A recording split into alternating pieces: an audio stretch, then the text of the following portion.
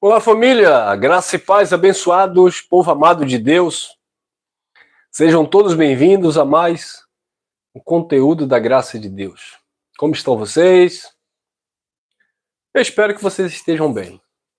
Que vocês estejam desfrutando de mais um dia, de mais um momento, né? Um tempo que Deus tem nos concedido para louvar e engrandecer o Criador, aquele que vive e reina para todo sempre. Esse é o tema. A falta de sinceridade teológica. A falta de sinceridade teológica. Obrigado vocês aí já nos comentários. Deixa o like e compartilha aí a mensagem. Bom, atrasei um pouco, né? Estou a meia hora aí fora da programação normal, mas é como eu falei para vocês, devido aqui à atividade aqui no meu trabalho aqui, aí às vezes eu tenho que segurar um pouco aqui, e aí deu para... foi o horário que deu, melhor dizendo, para entrar ao vivo aqui com vocês, tá bom? Então, pela manhã, ficamos aí entre 9 da manhã até 9h30, por mais tardar, quando eu entro ao vivo, devido aqui o trabalho aqui na minha academia aqui, tá bom? Gratidão, obrigado. Hoje todo mundo chegou atrasado, né? Chegamos depois. Chegamos atrasado não, chegamos no horário certo. Chegamos na programação do Pai. Bom, vamos lá. A falta de sinceridade teológica é o que tem destruído as vidas. A falta de sinceridade... Vocês me ouvem normalmente? Tudo tranquilo? É que eu estou com esse outro microfone hoje, e às vezes ele fica com um pouco de eco, mas eu acredito que esteja tranquilo aí. Senão vocês já estariam aí reclamando, né? Tudo certo, né? Pronto. Então, a falta de sinceridade teológica, a falta de sinceridade bíblica, é o que tem, amados, destruído as pessoas dentro da tradição religiosa. Porque as pessoas, quando vão para uma igreja X ou Y, independente do segmento, quando as pessoas procuram um pastor, um padre, um pai de santo, sei lá, um médium, um guia religioso, um guru, sei lá o quê, um líder de um modo geral, quando as pessoas vão atrás destes homens, né, modo de falar, porque também tem mulheres que lideram aí essa questão religiosa, mas quando as pessoas vão atrás desses líderes, essas pessoas vão o quê? Confiando nelas. Não, o primeiro erro é confiar no homem, né? Maldito homem que confia no homem. Maldito homem que confia no outro. Né? O Jeremias, ele fala que a confiança dele não estava na riqueza, não estava na força, não estava na sabedoria, mas estava em Deus.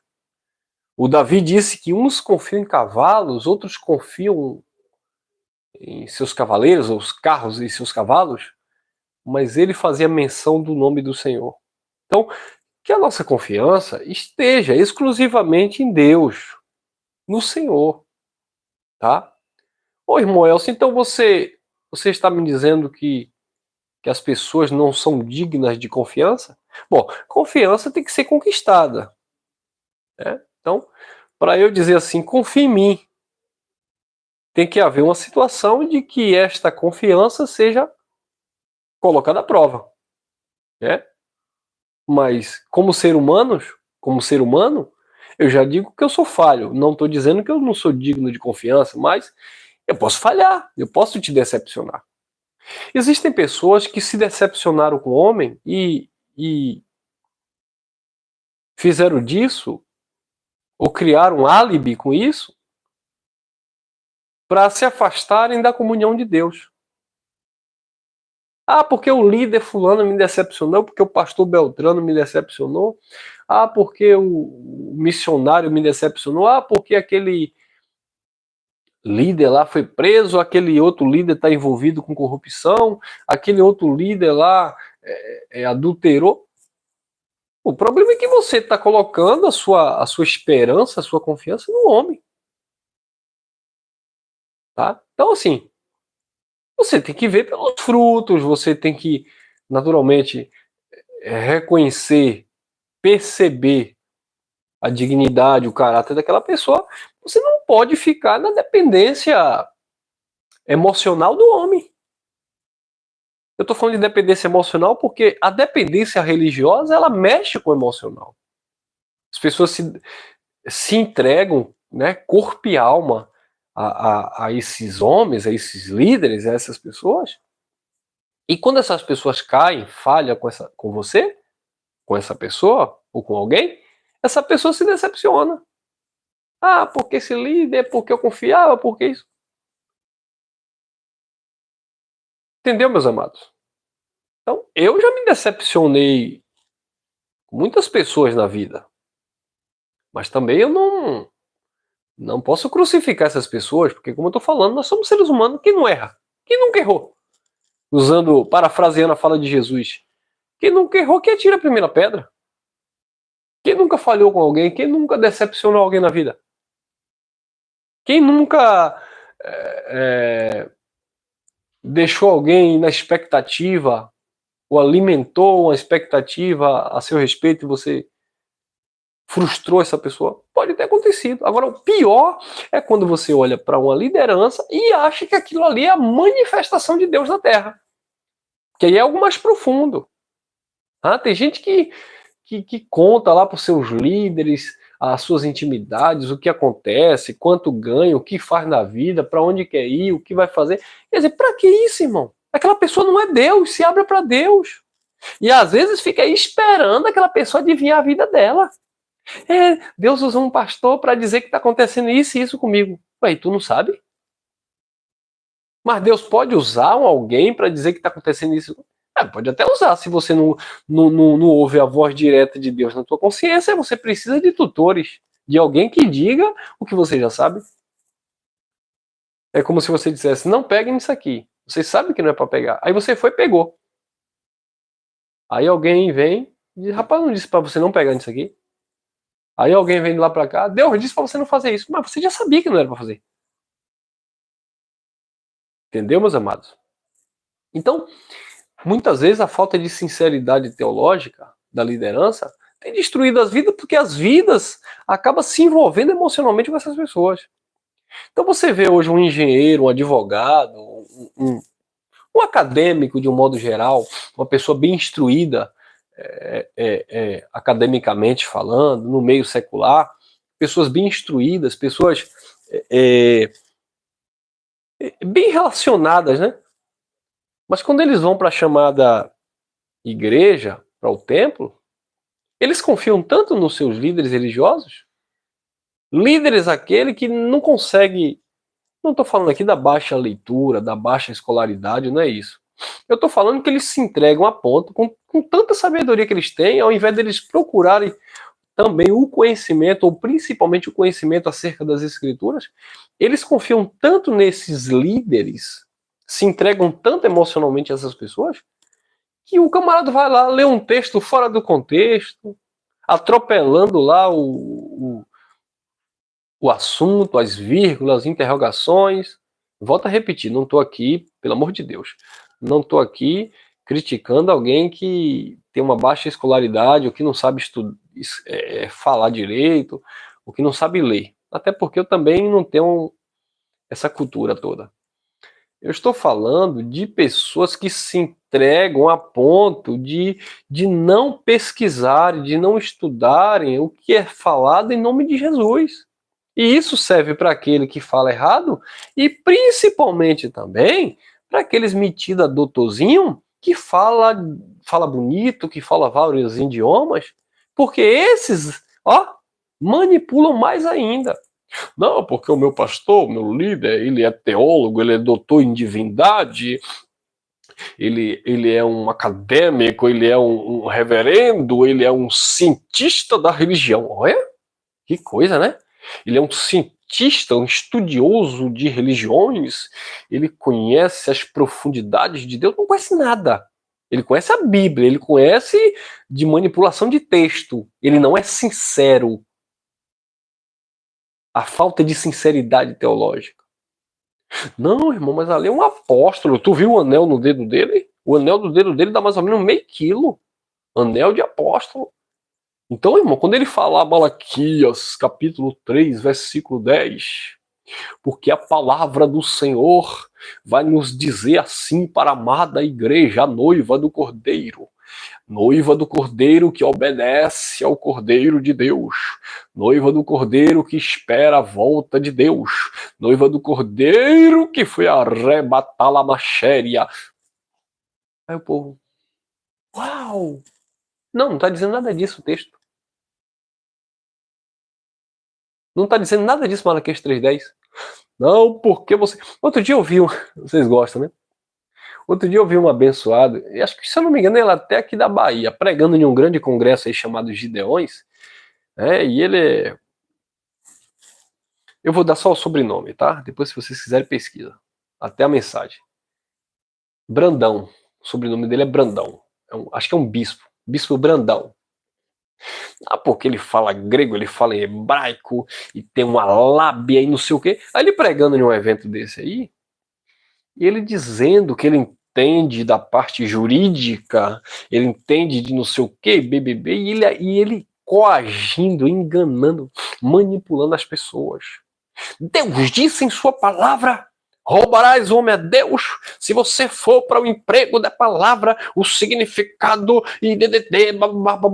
a palavra ali roubar é um assalto de mão armada, porque furto é quando alguém rouba sem a presença ali da vítima, mas quando a vítima está presente e ele toma força, isso é um roubo. A palavra está dizendo: roubarás a Deus. Quando você não dá o dízimo ou não devolve, você está roubando. É como se você tivesse com 38 na cabeça de Deus, tomando o que é de Deus. Olha pra isso, irmão. Olha pra isso, irmão. Que manipulação. Olha pra isso, irmão. E as pessoas olhando. Isso é um desvio teológico. Falta de sinceridade teológica. Manipulação. É como eu dissesse, como eles dizem, né? Hoje, campanha na casa de Deus, venha receber a tua vitória, porque aqui é o lugar que Deus habita. Isso é falta de sinceridade, irmão. Desonestidade. Deus não habita em templo feito por mão de homens.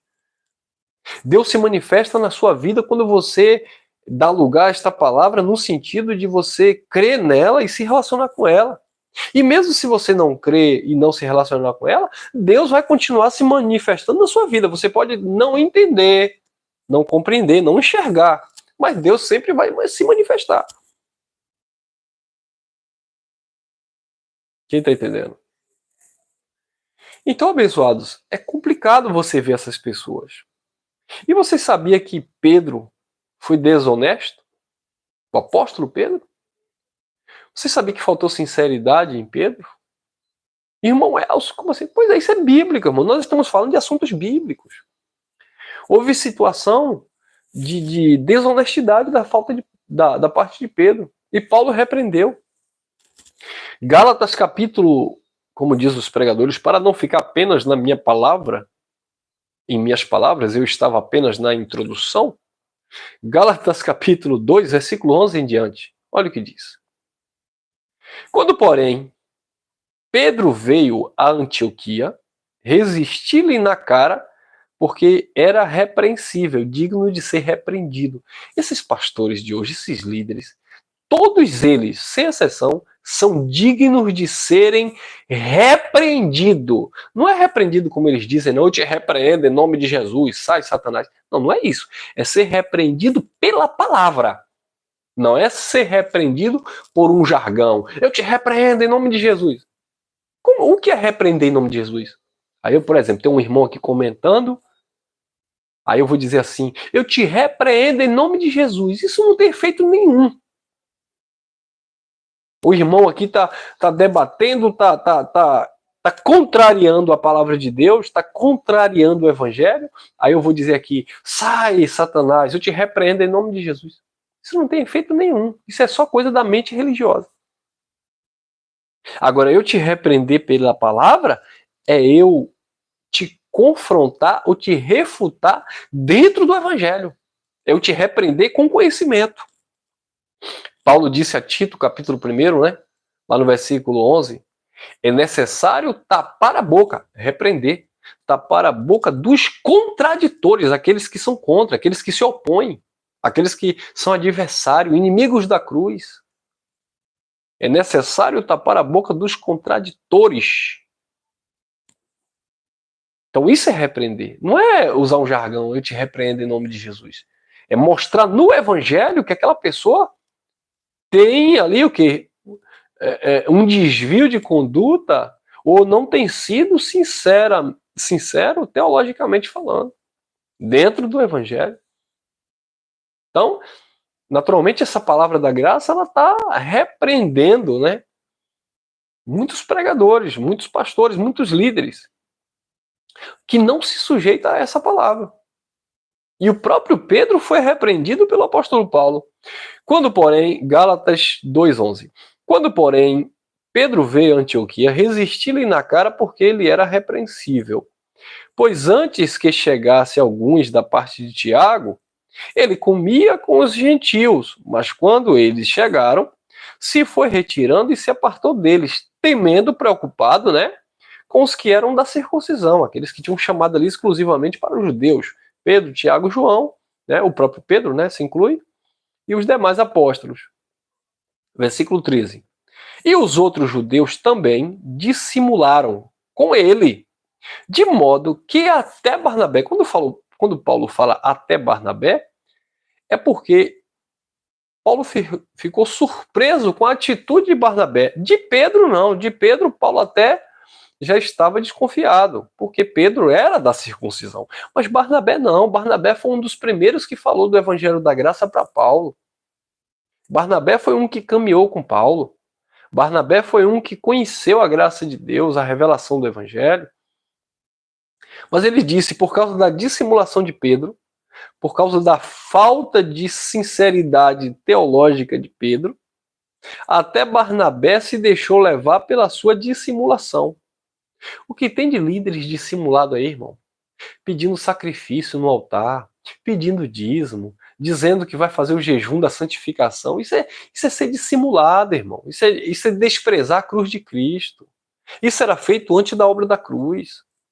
Ninguém é santificado por jejum hoje, não. Isso foi no tempo de Jesus de Nazaré, antes da ressurreição. Então, o próprio Barnabé se deixou levar pela sua dissimulação. Versículo 14.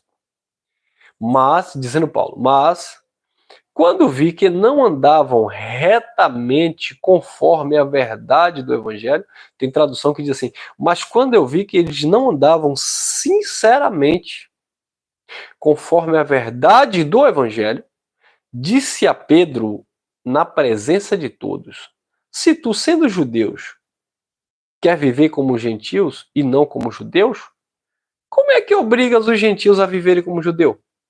Nós somos judeus por natureza e não pecadores dentre os gentios. 16. Sabendo, contudo, que o homem não é justificado pelas obras da lei, porque Pedro já estava ali desviando os gentios da graça e levando para a lei, mas sim pela fé em Jesus Cristo. Temos também crido em Jesus Cristo para sermos justificados pelo jejum, pelo batismo nas águas, ser justificado pelos dízimos, não, ser justificados pela campanha. Temos crido em Jesus Cristo para sermos justificados. Não, não é isso. 16. Sabendo, contudo, que o homem não é justificado pelas obras da lei, mas sim pela fé em Cristo Jesus. Temos também crido em Cristo Jesus para sermos justificados pela fé em Cristo. É a fé em Cristo. E não nas obras da lei, pois por obras da lei nenhuma carne será justificada. Por obra da lei, nenhuma carne será justificada. E no versículo 21, Paulo fecha dizendo: não anulo a graça de Deus, porque se a justiça procede da lei, segue-se então que Cristo morreu em vão. Então, abençoados, você vê a falta de sinceridade de Pedro, a dissimulação de Pedro, de Barnabé e outros judeus, a ponto deles serem chamados à atenção, serem exortados por Paulo na presença de todos. Então, meus amados, infelizmente, o que tem imperado no sistema religioso é a falta de sinceridade teológica, é a deturpação da palavra, é o texto fora do contexto, sabe? É a pregação de parábola como se fosse doutrina, é a pregação de alegoria como se fosse doutrina, é a pregação de figura de linguagem como se fosse doutrina, sabe? São as palavras de autoajuda, palavras de efeito, que têm tirado o entendimento das pessoas. E as pessoas estão, teoricamente, buscando a Cristo, mas sem entendimento, buscando a Deus, mas sem revelação da palavra, sem conhecimento. Justamente porque os líderes religiosos, eles estão distorcendo tudo isso. Por quê? É uma mensagem que eu preguei recentemente. Porque a graça não é fonte de lucro. A graça não é fonte de riqueza, de ostentação, é fonte de prosperidade, com contentamento. Mas não é fonte de riqueza, de ostentação.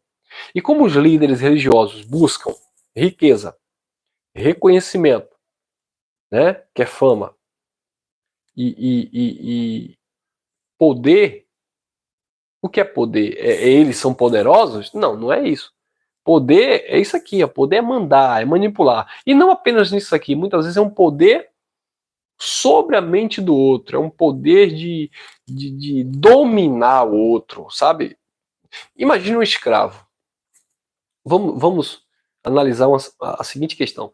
Na época da escravidão, né, então ali tinha um escravo, na época da escravidão, também é tanta escravidão hoje que é até difícil falar sobre isso. Mas vamos lá, na época lá da escravidão lá, tinha um escravo, geralmente eram aqueles negros, né? Imagina aquele negão forte com 100 quilos, e os seus senhores pagavam por esses homens para trabalho braçal. Imagine lá um negão 100 quilos, forte. Ele era comprado pelo seu senhor.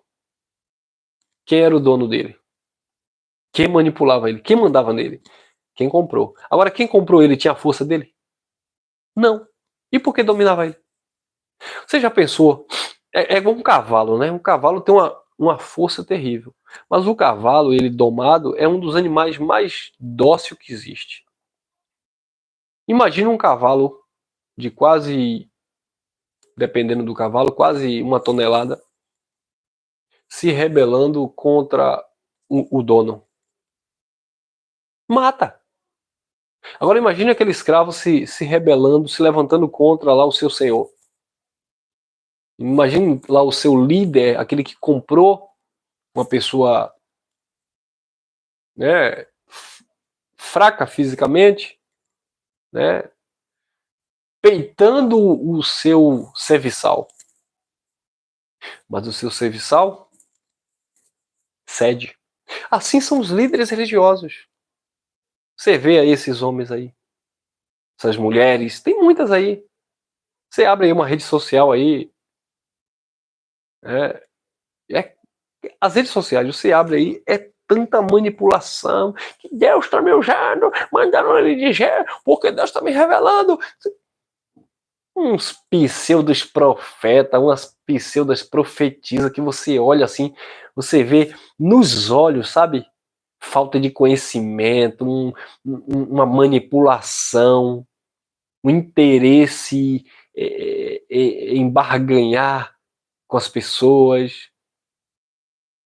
Você abre ali nas redes sociais, tem uns moleque, vou chamar de moleque, metida profeta com as linhas na cabeça, com sobrancelha partida, com brinco na orelha, dizendo que é profeta de Deus e mandando as pessoas entrar na campanha. E quando você vai nos comentários, por incrível que pareça, gente comprando aquilo. Os escravos. O povo fica enrolando. É 2 horas de live, é 2 horas nas redes sociais. Não lê um texto bíblico, não interpreta, não ensina para as pessoas. Deus está mandando me dizer, você que entrou na... Aí todo mundo que entra na live, Deus tem uma palavra. Incrível. Aí detalhe, não tem uma palavra de correção na vida de quem está entrando na live. Você vê uma live, aí você vai lá, tem 500 pessoas ao vivo. O profeta profetiza, só profetiza coisa boa. Para quê? Para manter a pessoa na live, para depois mandar o Pix. Aí a pessoa comenta lá, né? Quer ver? Faz um teste. Faz um teste quando fizer essas lives aí. Você vai lá e faz um comentário, bota uma mãozinha, bota uma carinha de choro pra tu ver. Deus manda te dizer que não sei o que, a vitória tá chegando, que ele vai enxugar essas lágrimas. Mentira, você não tá chorando. Você só colocou lá um emojizinho lá, mas ele, que são falsos profetas. Só que a maioria das pessoas que coloca lá a carinha de choro é porque tá mesmo com sentimento de tristeza, uma dor profunda, uma situação mal resolvida, e aí se entrega emocionalmente a esses pseudos profetas de plantão. Agora, se você for lá e fizer isso aí que eu tô falando, você vai ver o engano que é. Tudo mentira, irmão. Deus não tá mandando dizer nada. E eles prendem as pessoas na live para ganhar like, ganhar ibope. Se for depender disso aí, não ganha nada, que eu tô desmascarando mesmo isso aqui. Entendeu, meus amados? Isso é desonestidade. Falta de sinceridade teológica. Infelizmente. Tá bom? Ficamos por aqui. Eu sei que essa mensagem parece comichão nos ouvidos dos irmãos do sistema religioso, mas enfim, eu não estou aqui para pregar o que você quer ouvir, falando, né, claro, para aqueles que não gostam da mensagem da graça. Nós estamos aqui para pregar o evangelho da graça de Deus, que é a verdade. Quem gostar, gostou, é edificado e descansa. Quem não gostar, continua aí no engano. É a operação do erro aí que Deus permite, porque não ama a verdade, tem prazer na mentira, no engano. Tá bom? Graça e paz e até o próximo encontro, permitindo o nosso bondoso Deus. Fui, até a próxima.